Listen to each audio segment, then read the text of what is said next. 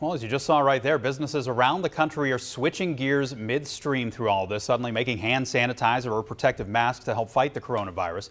America Makes is exploring the possibilities with its companies as well, now teaming up with the FDA just to see how 3D printing might be able to safely be a part of this as well. So joining us live on the phone this morning is the Executive Director of America Makes, John Wilsinski. Thank you so much for joining us, John. We appreciate it.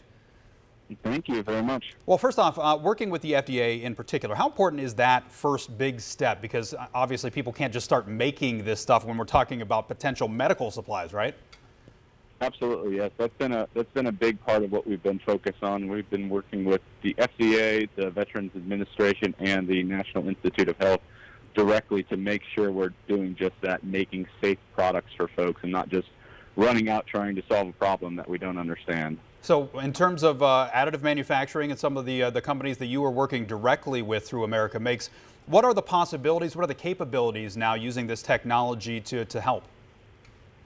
So we're really focusing initially on PPE. We're hearing lots about that in the news. I just heard a couple of segments in the last couple of minutes about that, and that's really where we're addressing our efforts first. There's regulatory concerns, obviously, that we're having to deal with. So some of the things around face shields and things that we can quickly get introduced are where we're really focused, with masks and things of that nature coming on shortly thereafter. But we're really wanting to make sure we're doing this in a manner that is keeping healthcare workers safe and not giving them a false sense of protection. So that's something we're trying to manage. So do you have companies that are under your umbrella that are already focusing on this, or is this still in the development phase?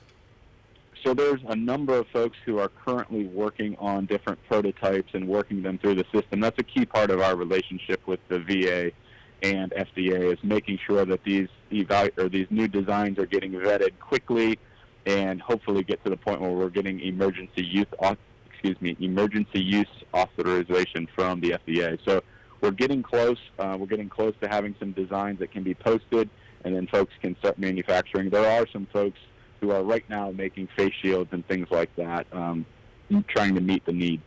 Is this where the whole concept behind America Makes really comes in handy in terms of sharing information and working together?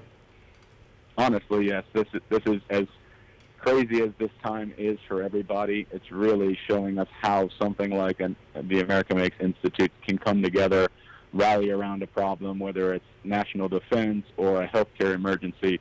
This is really about distributing, manufacturing, and solving a problem where it needs to be solved, and that's what we're trying to do. Well, how about locally then? Is this where the ecosystem that you guys have worked so hard, along with YBI, YSU, and several local companies that you've worked so hard to create, is this where this potentially might be able to come in handy too?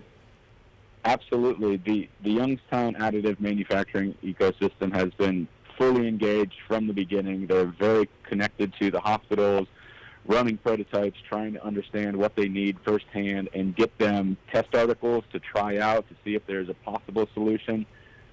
Ultimately, this is a regional fight. We're seeing that really across the country.